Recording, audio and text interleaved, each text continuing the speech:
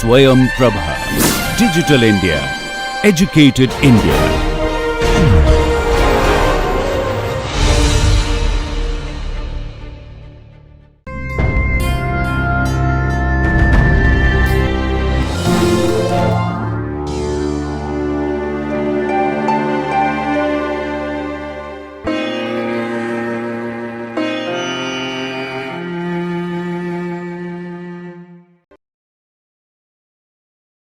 Hello and welcome back. So this last video for this week, we are going to look at the Chan-Vere segmentation model or active contours without edges. But before that, we will look at the so-called Mumford-Shaw functional, which serves as the basis for many such algorithms. Okay, so these two scientists approximate an image f by a piecewise smooth function u. Okay, and as the solution to the variational problem, right? So they just want to estimate u from the following function that I have shown here on the right. Okay, so there are three terms here. So there is a length c is the curve, u is the approximation of the image, right? So image is given by f, that's your given image. You are approximating f with u, and you are also trying to figure out at the same time a contour c. Okay. So basically you can think of it as, given an image, you want to segment it into its constituent pieces, but you do so by making, by smoothing each of those regions or making them, easier to identify. Okay, that's a very crude way of looking at it. So, so the Mumford-Shaw, the functional, this is the functional, and what you're trying to estimate is u and c, where u is the approximation of the image f and c is the contour that you are seeking. Okay, so the length penalty is the first term. It makes sure that the curve is smooth. Okay, and it has of course a hyperparameter mu for it. This is the data fidelity term. You want u to be as close to f as possible. Okay, and the last term makes the function smooth but allows for discontinuities at the edges. So overall, you want gradient of u squared. You want to minimize this. So which means that you want, you will be almost be very smooth in similar regions. It won't be smooth, but there is discontinuities allowed at the edges. This is a difficult problem to solve because you want to optimize it both in terms of u and c. Okay, so you're trying to estimate a u and also the contour at the same time. Okay, so this is the the most general form of the segmentation. Okay, so basically what you're trying to do here is to post the image segmentation as a as a variational problem. Okay, the very systematic way of doing this, and the segmentation which we seek is represented both by u and c. Okay, both by the approximation of f, which is u, as well as the contours that segment each of the components of u or f. Okay, so this is a hard problem to solve. So an approximation to this problem is solved by this paper called written by Chan-Vere. It's called the Chan-Vere segmentation algorithm. So their solution was, you just did it with two regions and with some tricks that are typically even used to this day. It's a very popular paper. Most people tend to use this typically because implementation seems to be, at least appears to be, slightly more easy than others. Okay, so the idea is to do the Mumford-Shaw model with two regions. So we call it omega 1 and omega 2. Okay, and omega 2 is everything other than omega 1. And of course, we saw this Heaviside function h of phi, h phi or h of phi is 1 when phi equals greater than 0.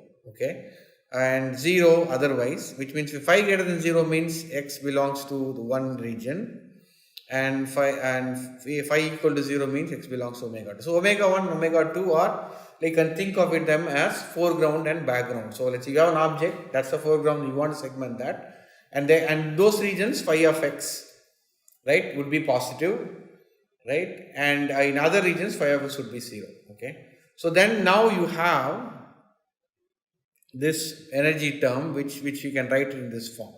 Okay, so why are we writing this in mu I? Because you remember this, we have this f minus mu squared, right? Now we have, instead of that, we have these two terms where I minus mu 1 squared here and I minus mu 2 squared in these domains. Okay. So basically what this is called a piecewise constant approximation. So where you are assuming that inside the foreground has, depending on which one you treat as foreground, I'm going to treat omega 1 as foreground. Foreground has constant value mu1, background has constant value mu2, and of course we are also looking at the length of the curve here, the delta omega. Okay, so this is basically, you can derive this from the previous functional that I showed you, right? Assuming that there are only two regions, and we say that two regions are piecewise flat, in the sense, instead of saying smooth, you just say that they have values mu1 and mu2, or the mean values are mu1 and mu2. You can form, because see, this integral is over omega 1, this integral is over omega 2. So, but then we want to have, this is difficult to, integrate, because we don't know a priori omega and omega 2. So, in order for these, with that way, okay. So, and we can of course rewrite it in this computation.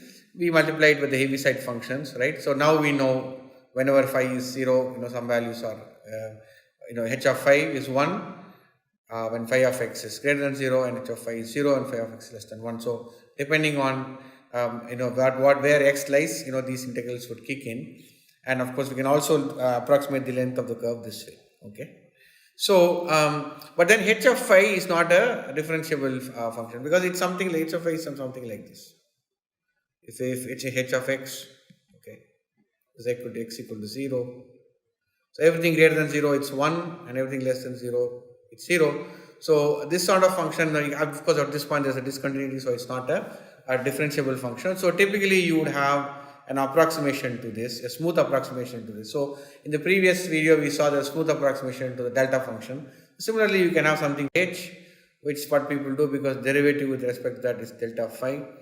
And with all that put in, then we can actually write down the the Euler-Lagrange equations for that function, where again, once again, this is in terms of the level set function phi.